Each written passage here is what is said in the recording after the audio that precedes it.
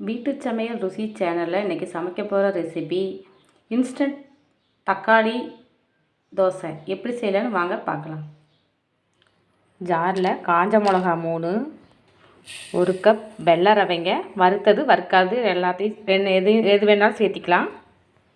அது கூடவே கோதுமை மாவு 1 கப்பு, பொடியாக நறுக்கின தக்காளி 1, கொஞ்சமாக கருவேப்பிலை, ஒரு கைப்பிடி அளவு சின்ன வெங்காயம், புளிக்காத தயிர், கெட்டியான தயிர் இந்த மாதிரி சேர்த்திக்கிங்க.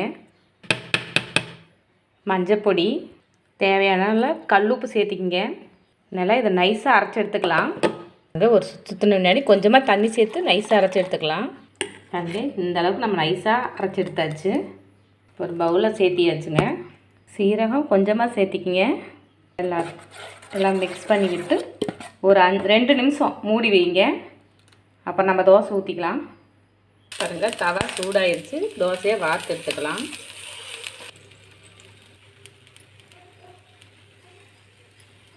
நம்ம அப்படியே திருப்பி போட்டால் நம்ம இன்ஸ்டன்ட் தோசை ரெடி ஆயிடுச்சுங்க. நீங்களும் இதே மாதிரி செஞ்சு பாருங்கள்.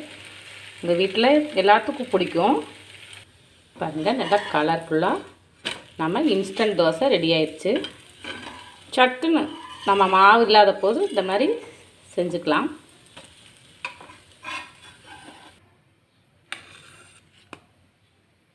இன்ஸ்டன்ட் தோசை ரெடி ஆயிடுச்சுங்க.